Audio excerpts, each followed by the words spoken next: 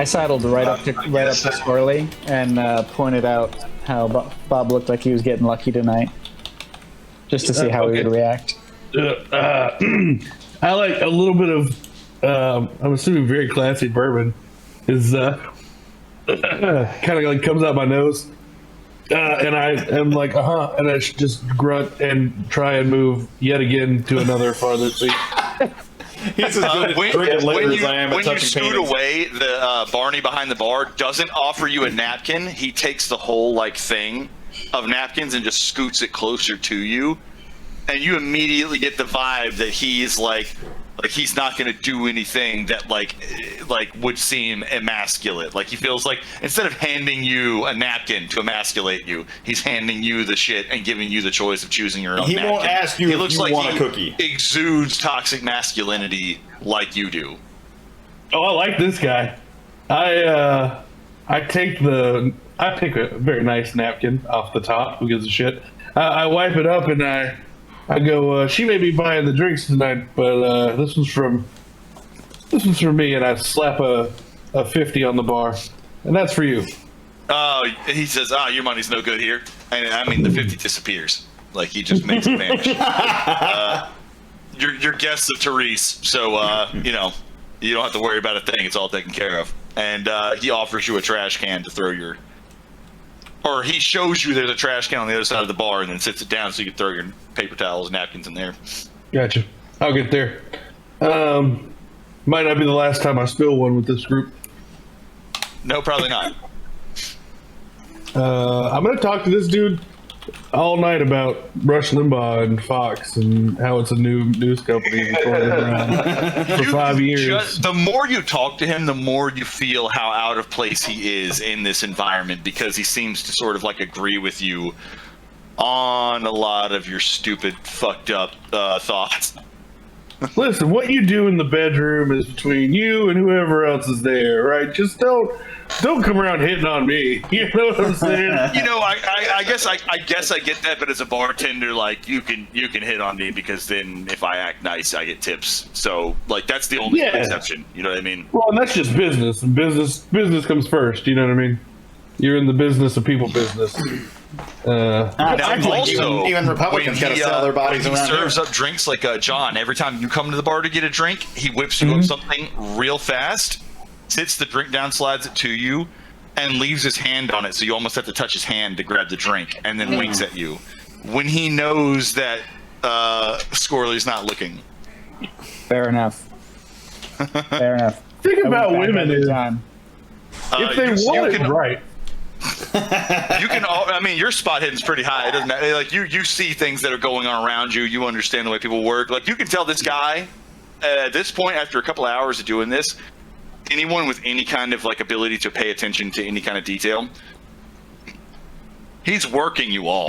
Literally, he's just being who he thinks or knows you would like for him to be in the moment. No one agrees with me in this state, so I don't care. I have just made my only friend. Yeah, I mean, and you're also watching a guy who knows his hustle. So, he's out here being independent and doing shit on his own and not dependent on the government. So, he's probably still all right in your book. Yeah, I'm not saying women's rights were a bad thing. I just don't think. I think they could do more with them. They just complain about what they don't have. Get out there. The way you said it, you could have just ended it with I don't think women's rights are a bad thing. End it right there. That's still fucked up. I love it. Yeah, dust your knees off. Get out there and do some real work, some quote unquote man's work, and then you get equality. So you guys, the night goes by. Starting to get into the trade, than never before. So, Nick, the night goes by. You probably got here by 6 or 7 p.m. Huh? So you said that I've got all these girls that are fascinated with my scarves and shit surrounding me. Yeah, so I'm guessing pulling on them and stretching to their full length. Since they're so fascinated with this shit, and this is a nightclub, I'm guessing there's some dumb witchy bitches in here that would you found a group of actual literal Aquariuses. So yeah. They're gonna eat out of the palm of your hand. So yeah, I do my con. Every single one of them is an empath. So I start doing some fucking readings for him, but it's all like blind readings, like trying to get information about people in the bar. Yeah, no, I mean they're super basic, super basic, and obviously everybody's got their own things going on and all that stuff. But like the energy that is being projected back to you, it's very easy to find out about like anything. You could say whatever you want and watch their tells and know like they're giving something away to you. If you're looking for something specific about people in the bar, who exactly? The people that I just saw talking to my companions, the chick that sniffed Bob and Barney and Jeanette is what you're looking into information about Barney and Jeanette. Yeah. And I mean, like, you get the standard, like, Barney's a super sweet guy, like, super sweet guy. I mean, he's not like overly nice, but like, if someone comes in here and starts getting gropey with me and I don't want him to, Barney will literally pick him up with one hand and throw him out of this place. Barney is a doll and I love him. Jeanette, I think he's very strong. He's very strong. Jeanette owns this place, or Jeanette runs this place, and she is like, I mean, she's better than all of us. She's just like better than you, better than all your friends. She's better than everybody. And I don't mean that in like a stuck-up way. I just mean that she is. Like, I don't know. I just love her. I love her, and everyone that meets her seems to love her. She is a goddess. She's a literal goddess made flesh. I lean over and I just hold up my cranberry juice and go, "Cheers to that." Like, all you hear is this guy gets. This guy's a fucking weirdo, and he gets it. I mumble. No offense, honey. You just hear old man mumble. I didn't love her. What do you mean? That's just Republican speak for you do love her. And they just wow. It seems like these girls know you fairly well, Squirrely. Like, you can tell they're basic bitches, but they do have a little bit of observational skills. Did you just assume my political stance? Would you be happy about that? Honey, we all assume your political stance. Yeah, no, it's you that wear wasn't it on even your a counter argument in 2000. Wear it on your sleeve. I mean, literally, like the SS and the you know what I mean? At least he's got a Confederate flag on his jacket, you know. Yeah. So Listen, you the guys have SS yourself. stands for Sunday Sermon. Okay, and the lightning bolts are just because God is going to hurt all the bad people with lightning. Yeah, so you guys sort of like mingle and do your thing, and the night goes by, and you realize that it's getting a little late, and if you're going to the shelter, you should probably head there before curfew, like before they shut the doors. So, that being said, I gotta pee and grab another beer. I'll be right back. In a minute, like 60 seconds. Well, Bob's going to leave without getting any action, which he views himself as, it's in his best interest. And he's going to go to the shelter and get him a good night's sleep, probably. I'll walk Bob back to the shelter. Bob appreciates the gesture. I'm waiting for Scorley just because I want to see him have to stay the night in a homeless shelter. We all do.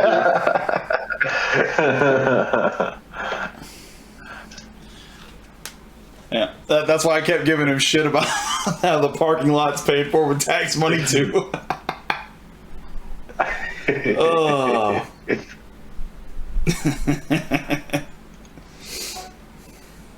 I know he's gonna park across the street, but you know what? In his soul, he knows what's going on. Boom. So if you're going to the shelter, now would probably be the time. You made yourself a couple of friends, and it's been a fun time, but it's probably time to dip out. Yeah, Bob is going to leave before any action can be gotten, ill-gotten or otherwise, and just save himself for another day. And Johnny is going to walk him back. Okay, and so we know that at least you're going to the shelter. Anthony's probably going to drive you guys and probably crash near, maybe across the street from the shelter in his car. As long as it's a parking lot. Oh, I'm also going to take a bottle of that good stuff to go. If they'll let me get it for free. I mean, yeah, she said it was on her, so the Barney just hands you the bottle. I tipped him another 50. Nice. He gives you the same spiel. Oh, no need for all that, and makes it disappear. It's gone. Have a good night, Barton. You seem like a stand-up fella. I'm sure I'll be back in here soon enough. Yeah, we hope to see you. And you guys dip out. I'm sure you won't. It was right then when I knew it was a lie. No one's ever hoped to see me again. Not even other Republicans hope to see me again. It's true, man. Yeah, when you guys leave, Barney actually stops, physically bars Bob's way just for a moment, and puts a piece of paper in his hand, and then gets out of the way and lets him leave.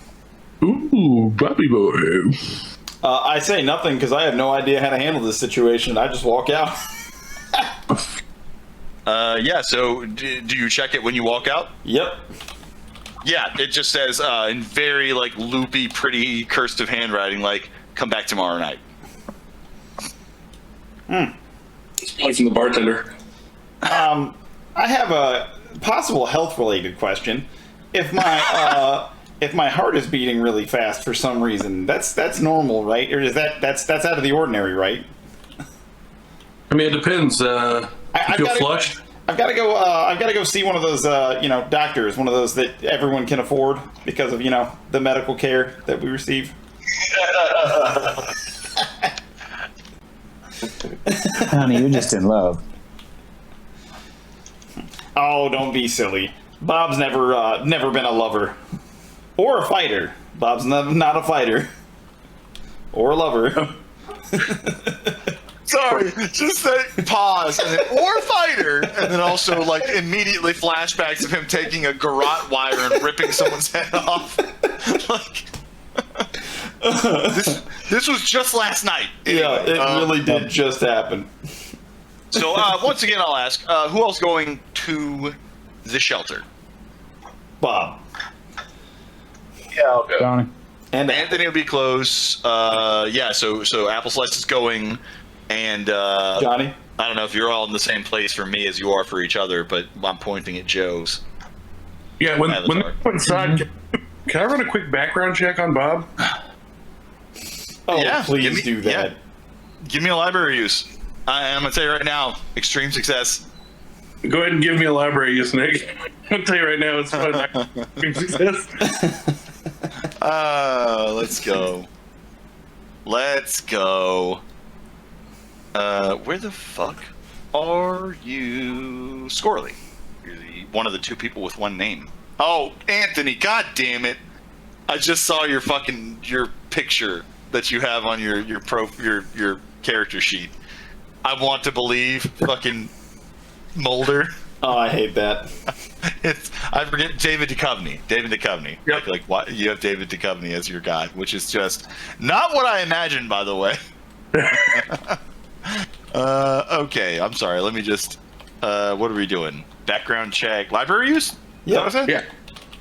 I'm David Oh, yeah. O'Neill. I'm just gonna go ahead and bubble that, but you're not gonna get that. Fuck off. Yep. Anthony, I mean, you got a 12 out of 20, which is only a regular success. But what do I need? 8 points of luck gets you an extreme success. Yeah, I want it. Give me that. Take that 8 points of luck off. I'm not gonna fucking say it out loud right now, but we're gonna cover that. Hold on. Just message me or something. It don't matter. Yeah, it'll come up. But just not now. Yeah. Fuck And you. bubble that. I did. Like I said, whether you failed or succeeded, I was going to bubble it because I want to make sure that that's what we're doing. But oh, you got a lot of luck to spend anyway. What did I say? Spend 8 luck? Yeah. So Yeah. Puts me down to 50. 57. Okay. Neat. The one fucking time that you roll real good on it. Great. You two can just talk about that outside of the game. You and Okay. Chris.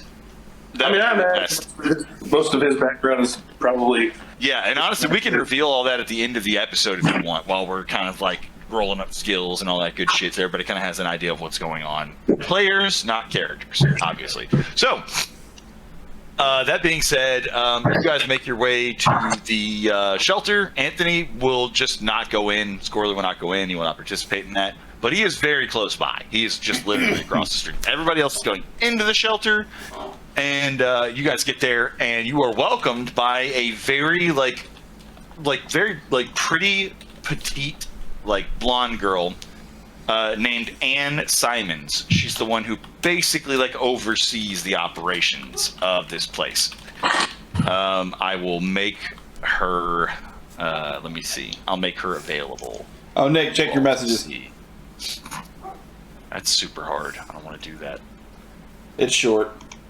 I'm just there. Anne Simons. Boom. Glasses, very skinny, pale, blonde, kind of nerdy looking. Definitely looks like a bit of a pushover. She's the one who runs the place. It's just, oh, you guys are right on time. Yeah, come on in. Don't mind if we do. And I slide. She opens the steel framed, steel fucking barred door, storm door, and lets you all in.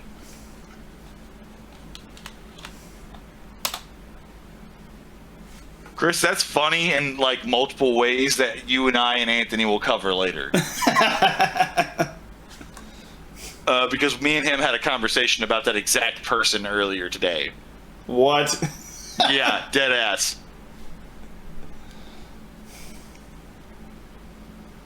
All right, so sorry, I just had to check on those messages because they turned out to be actually important. They were really good. So you guys, she welcomes you in. And she has spare. She goes into the pantry and gives each of you a spare blanket, comforter, sheet, pillow. And she says, "Oh, your rooms are on the 3rd floor, so just you go up there. They're the only ones that are still available, and you'll know they're available because the doors are sort of cracked open." Yeah, Bob just immediately grabs his duffel and his bug out bag and heads up to his room, whichever one he chooses. Wait, okay, you grab your bug out bag, but do you grab the item she's offering you as well, or are you going to go to your room with no fucking pillow, blanket, all that stuff? Yeah, I'll take them. I'm just going to disinfect them. Okay, I wouldn't ask anybody else, but Bob's a fucking weirdo, Bob so is I a just don't fucking know weirdo. what he's going to do. Tonight is meet the status quo night. You guys get in, and you see a lot of people in here that look, very on the down and outs. There are people that are wearing street clothes, street clothes or whatever that are still kind of dirty, and there are people that are wearing almost what looks sort of they're basically wearing scrubs. They're brown scrubs. And then you see, and then we'll get. I know. Are you from this area? I was just saying, I don't know if you are from this area per se, but you might be. I don't think we covered it. So my residence is homeless and nomadic, so. So you've been around. You've been around. So you may have been here. Maybe. We'll come back to that. Keep that in mind. But I think that you might know a couple of people here. But yeah, so. The people in the brown scrubs are obviously they're still kind of they got the shabby hair and things. They're clean, they've taken a bath and all that and changed out of their street clothes or whatever. But there are also people walking around in green and blue scrubs, and they are clearly volunteers that work here. It's sort of I guess their maybe uniform or whatever. And Anne Simons, who answered the door, is wearing green scrubs. So the brown scrubs aren't uniforms? The brown scrubs are not uniforms. They are basically something you wear while you're washing your clothes and stuff, using the laundry, services that are in this place. So anybody wearing brown scrubs is just they're getting their clothes cleaned. And yeah, so you guys, you can make yourselves at home up in your rooms and all that. And she says, well, tonight is a great night because we're actually having game night. If you want to get in on that, we have Connect 4 and all kinds of other cute shit. We got Pin the Tail on the Donkey. We're just stuff to game night. It's game night. Well, I think it's time for good old Bob Miller to turn in. I've had a very eventful day. miss an appointment, have to reschedule for tomorrow. You know the thing. Sure, yeah, absolutely. She looks like anyone who can, like, who has any sort of psychology knows that she's just saying that to comfort him. She probably doesn't believe that he has any kind of, like, gainful employment. When I get in my room, how many entrances are there to my room? One. So There's one entrance. There are windows, but they are barred. when I shut my door, I'm going to slip one of those little daggers in the crease of the opposite side of the door, making it very hard to open. Okay. As soon as you do that, someone knocks at the door. I just... and then I put on my salesman smile and open the door. It is Anne. She is she's about to knock again. She says, "Hey, Yeah, what can I do for you? You're coming to game night, right?" No, Bob. Good old Bob's turning in for the night. So, But what if? And she like reaches out and like touches your hand, and you can tell she's very much like trying to be like personable and like close or whatever. She's like, what if you just came? It's still early. It's still super early. What if you came down and got to know some people? By the way, my hands are like icky cold. So she touches your hand and then immediately draws back a little bit, but she's still trying to be very like personable. And I knew she'd draw back, so when she draws back, I ease the door closed a little more, but I'm still kind of talking to her. I'm like, well, listen, it seems like that's going to be a real hoot of a time, but like I said, I've got some things going on tomorrow, and I need my beauty sleep. So if you don't mind, and I start to shut the door. She puts her finger on the door and she says, "It is absolutely going to be a 100% hoot of a time. I think you would really love it. It'd be great to get to know some people around here. But also," and she starts to let the door close. She says, "Like, if you're just trying to go to sleep, I would not disturb you, and I'll make sure no one else does." And she just lets the door go. Why did she touch your sticky hand, Bob? As soon as the door closes all the way, I go, well, still part of the same day. I guess Bob could be, normal guy for a couple more hours. And I open the door. All right, you've talked me into it. She was like just starting to walk away, and when you opened the door, you lit her up. She was like, and she just, "Come on," and she takes you downstairs. Yeah, I grab my bag and take it with me. And they've got music playing, you know what I mean? And right now, like, everybody is bumping "I'm Sorry, Miss Jackson." That song has been not on repeat per se, but like every third song that is played is probably "I'm Sorry, Miss Jackson." And understandable. It's a fucking hot commodity right now. It's a jam. It's a bop. Everybody loves it. So the rest of you, let's figure out what everybody else did. So, Apple Slice, did you stay in the common area and interact with people, or did you go ahead and turn in, or how's your night going?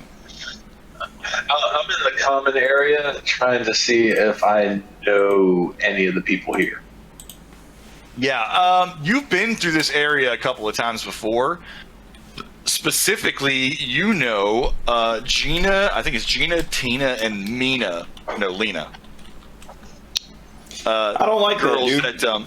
They are ladies of the night, and and I don't mean like weird like vampires. They're prostitutes. Let me just double check that. How are prostitutes less weird than vampires? Yeah, Gina, Tina, and Lena. Well, one sells their body to the night, the other one sells their body to the Lord of the Night. Not that much of a difference. Yeah, and they, they're here in their brown scrubs with their hair all up, just clean and all that stuff. I go over to them. I say, girls, it's so nice to see you again. Oh my God, were you so right about that thing you told us like a year ago? Like, look at us. We're doing so much better than we were last year. Like, everything's on the up and up. I can tell. I'm getting a vibration, lady. I see a man in your future. He owns his own home. It's on wheels. Oh no! Wait, is it one? Are you saying one guy for the three of them, or are you just? Hey, leave it ambiguous. That's the way the fortune works. Easy That's there, a Robert mobile Jordan. Hefner is who it is. Brian, did you just say you caught a vibration? Caught a vibe. Vibration. Snatch. So I see him. He's nearby. the street in a car. Oh no. Gina looks out the window and goes, "Is he the guy in that Chrysler Interceptor there? I actually love that fucking car." It's an enforcer. Girls don't know that. That's right, enforcer. That's what I meant.